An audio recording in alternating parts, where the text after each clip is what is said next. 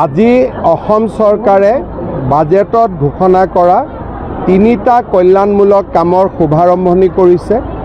আজিৰ পৰা অসমৰ বিদ্যুতৰ নিৰিখ ঘৰুৱা গ্ৰাহকসকলৰ বাবে 1 টকাকৈ হ্ৰাস পাব।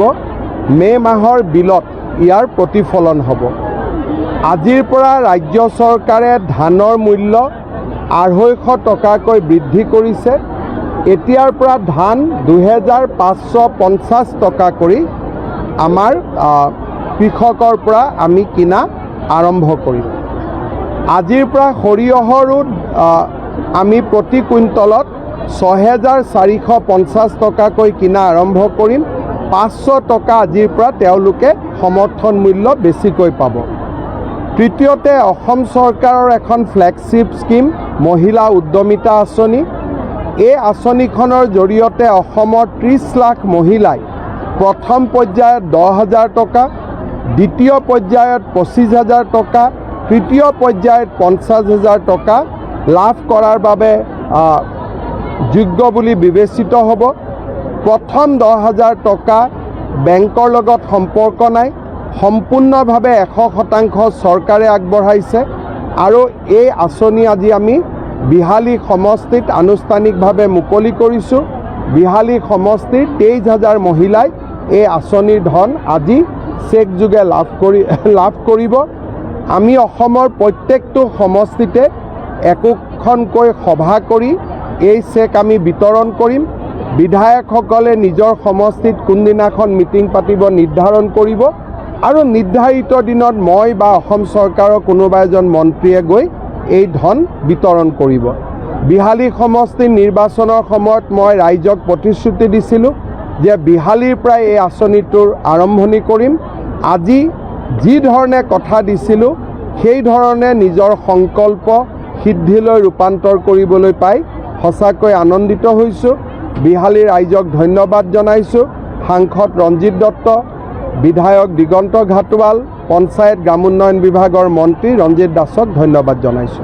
আজি অসম চৰকাৰে বাজেটত ঘোষণা কৰা তিনিটা কল্যাণমূলক কামৰ শুভাৰম্ভনি কৰিছে। আজিৰ পৰা অসমৰ বিদ্যুতৰ নিৰিখ ঘৰুৱা গ্ৰাহকসকলৰ বাবে 1 টকাকৈ হ্ৰাস পাব। মে মাহৰ বিলত ইয়াৰ প্ৰতিফলন হ'ব। আজিৰ পৰা ৰাজ্য চৰকাৰে ধানৰ মূল্য 250 টকাকৈ বৃদ্ধি কৰিছে। এতিয়াৰ পৰা ধান 2550 টকা কৰি আমাৰ কৃষকৰ পৰা আমি কিনা আৰম্ভ কৰিম। আজিৰ পৰা সৰিয়হৰো আমি প্ৰতি কুইণ্টলত 6450 টকাকৈ কিনা আৰম্ভ কৰিম।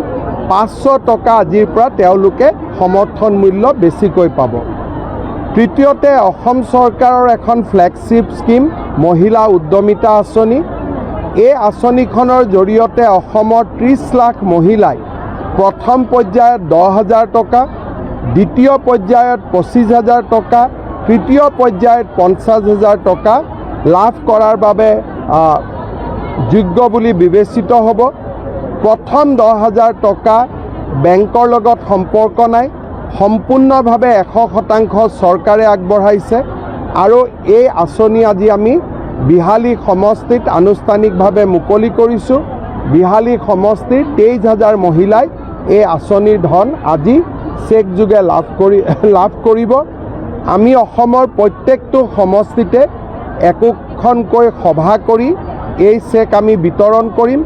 বিধায়কসকলে নিজৰ সমষ্টিত কোনদিনাখন মিটিং পাতিব নিৰ্ধাৰণ কৰিব আৰু নিৰ্ধাৰিত দিনত মই বা অসম চৰকাৰৰ কোনোবা এজন মন্ত্ৰীয়ে গৈ এই ধন বিতৰণ কৰিব।